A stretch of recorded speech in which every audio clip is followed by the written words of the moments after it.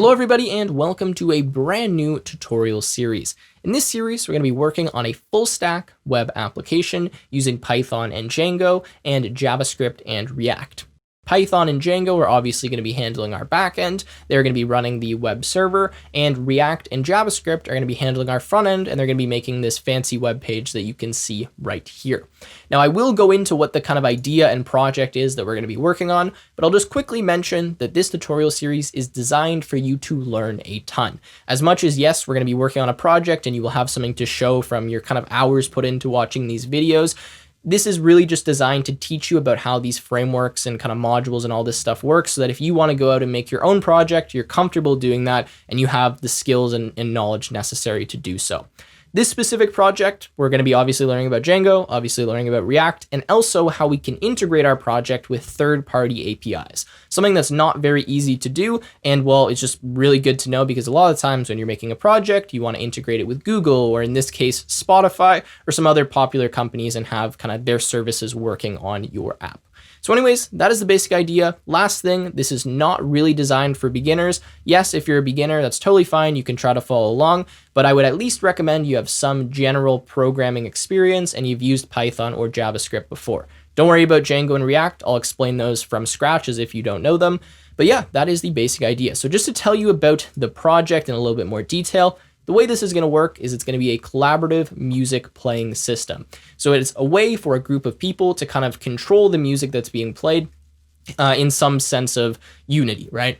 So there will be one host who can create a room. Ideally, this host will be the person who's actually controlling the music wherever they are, say at their house, right? House party, or in some restaurant or gathering or whatever it may be. And then they can give out a code to a bunch of people that want to join the room and be able to control the music. And then those people can join the room.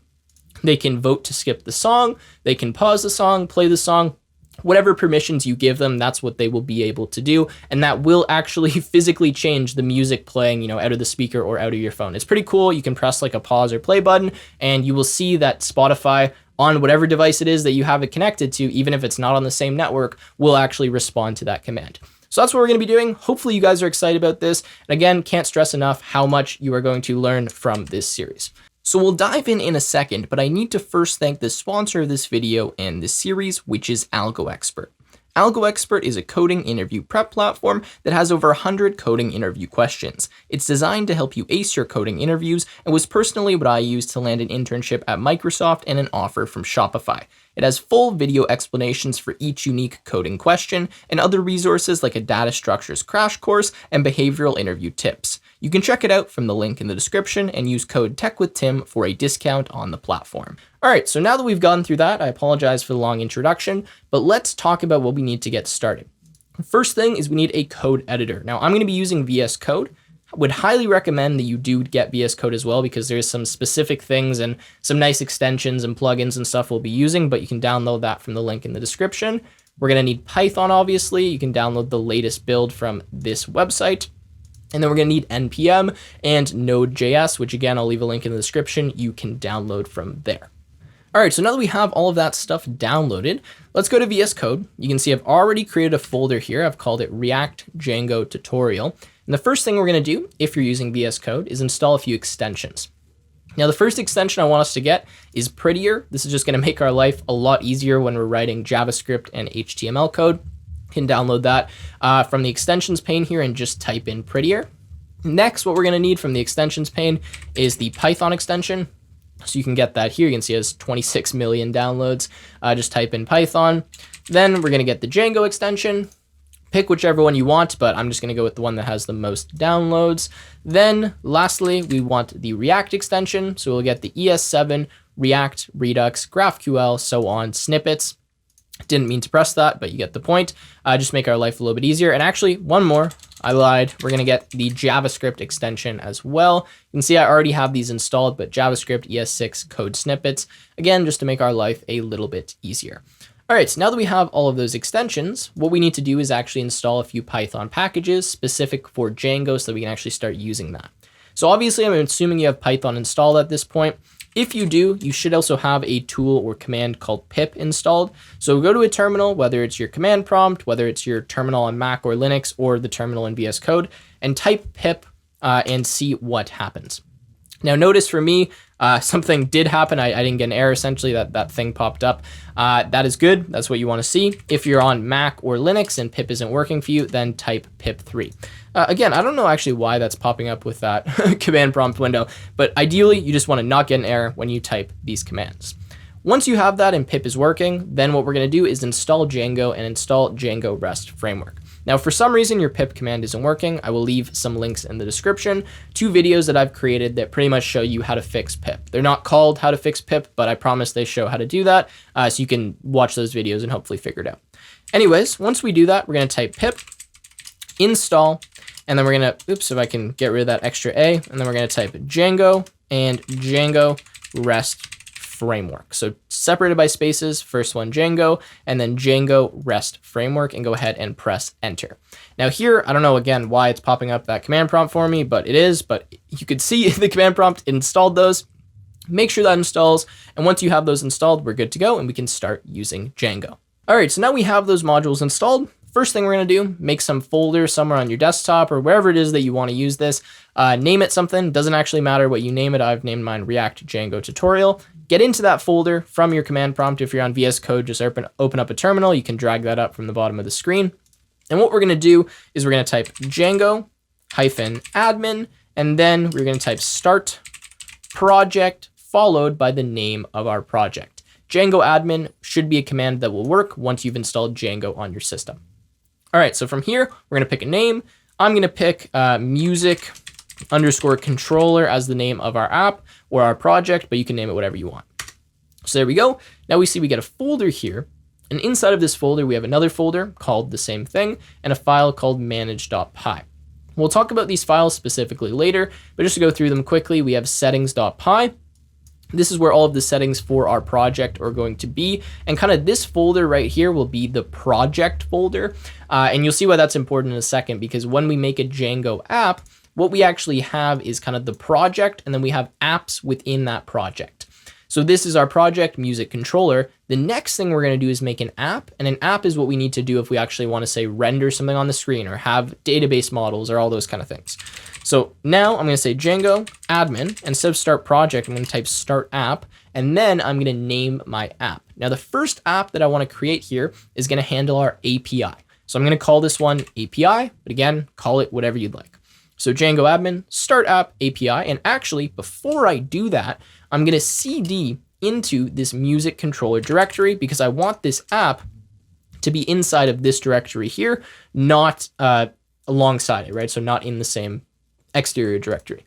All right, so now I guess we can go Django admin. I'm just going to modify this line, start app, and we will call this one API. Go ahead and hit enter, and we can see an API folder shows up inside of our music control folder. Now, if we open this one up, you'll notice that there's a few different things inside of here. We have this migrations folder. You don't have to worry about that. A init.py, this is just to make this a Python package. Admin.py, apps.py, models.py, this is where our database models are going to go. Test.py, this is where you would put tests if you were testing views or models or whatever it may be. And then views.py, this is where we're going to put the code that's actually responsible for rendering our views, or actually our API endpoints in this case.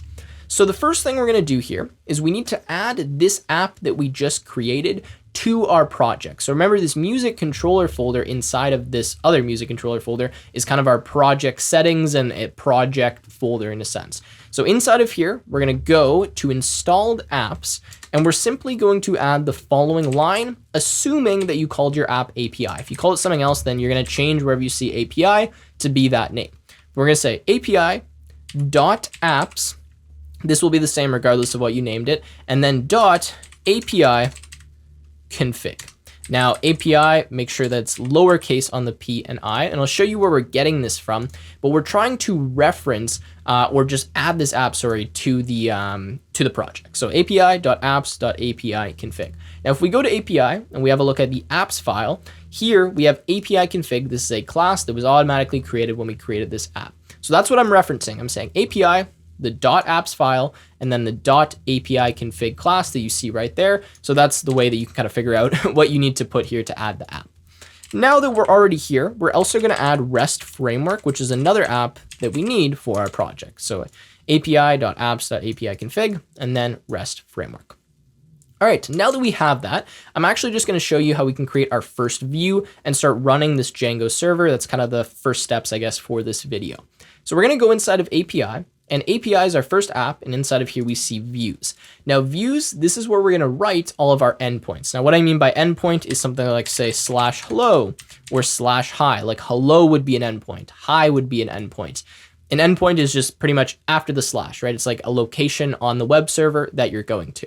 Now we can write some pretty advanced endpoints and functions and stuff. We're going to keep it pretty simple right now. We're going to make a function. We're going to define this as main. This is going to take in a request, and this is required when we make our view. We need to have a request parameter in our function. And what this function will do is simply return a response. So whenever you have a web server, what happens is there's an incoming request, right, denoted by this request variable, that goes to an endpoint, and then that endpoint will return a response to the sender, right? And that response will be in some kind of format. Maybe it will be JSON, maybe it will be an HTML response, right? In which case we'll render something onto the web page. So when we do this, what we need to do is actually import HTTP response. We're going to say from Django.http import HTTP response. Now, this is just to show you an example. We won't actually use this later in the video, but we're going to say HTTP response. This will be returned, and inside of here, we can simply return some text. So we can say something like hello, and this is just what will be shown on the web page when we actually hit this endpoint. All right, so now we have HTTP response returning hello. Now what we need to do is actually figure out how the URLs are going to point to this function. Because right now all I've done, right, is just define a function. We need some way of figuring out, well, what's the path to this function? Like, do I type /hello? Do I type /main? How do I actually get here? Well, that's where we're going to configure the URLs. First thing I'm going to do is make a file inside of API, and I'm going to call this urls.py. We're going to need this, and this is going to store all of the URLs local to this app. You'll see what I mean by that in a second, but we will just keep this file open because we'll use this. In fact, I will split this on the right of my screen. All right, next what I will do is I'll go to the urls.py file inside of music controller. Now this, I want you to be over here. And in fact, the split might not be a bad idea, or might be a bad idea because my text is so big. But inside of here, you can see we have URLs. Now this is where the main URL is going to be sent whenever something is typed in. So whenever I type whatever it may be, domain.com/ and then I type /hello, after the slash will be sent to this file, and then this file will kind of dispatch these URLs to the correct applications. In fact, you can see right here, this is saying, okay, if we see a URL that looks something like /admin and then /... whatever else on that side, then send that URL to admin.site.urls. It will take care of it and it will render whatever needs to be rendered, right?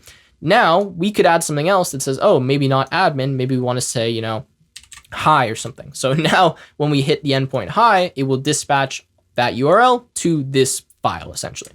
Anyways, we want to add our own, and we want to dispatch URLs to this file, right? The one that we will write shortly. So inside of here, we're going to say path. We're going to add our own path now. Instead of having some kind of, a prefix, I guess, we'll just leave this blank, meaning if we get any URL, we're going to send it over to this file. And inside of here, we're going to type something called include. We now need to import that from up here. That's just a function. And inside of include, we're going to type api.urls. Now what that's saying is, all right, whatever the URL is that's sent here, dispatch it and send it over to api.urls. So now inside of api.urls, I'm actually just going to copy this code here, although we won't use most of it.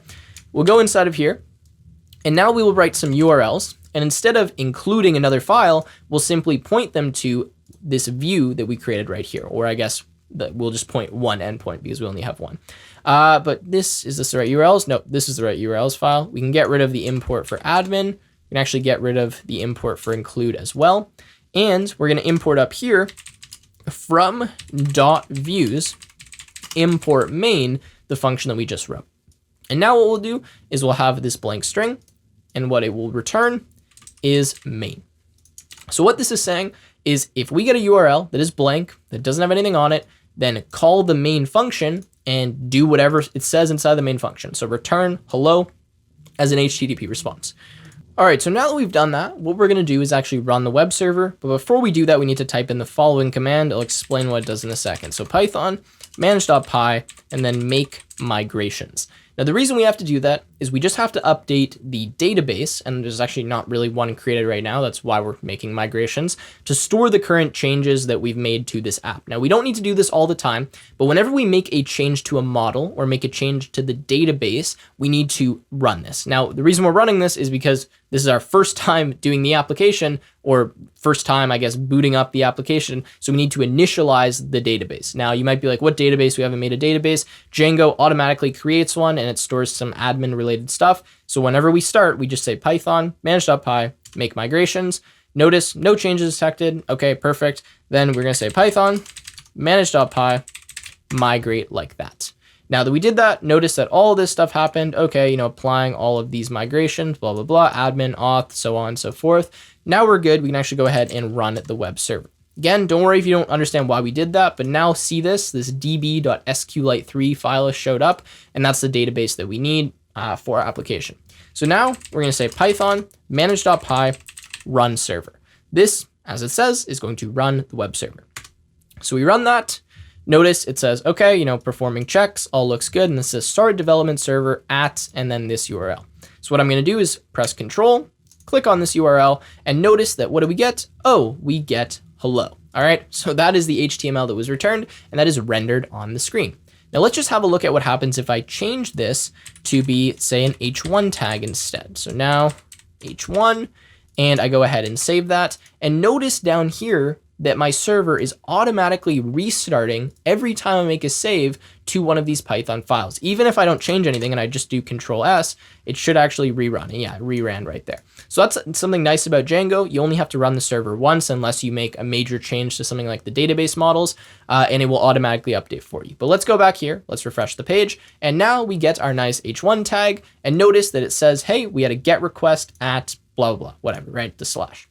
Now, let's just mess with the URLs a little bit more just to make sure we understand them. So what I'm going to do is go inside of here and actually put home.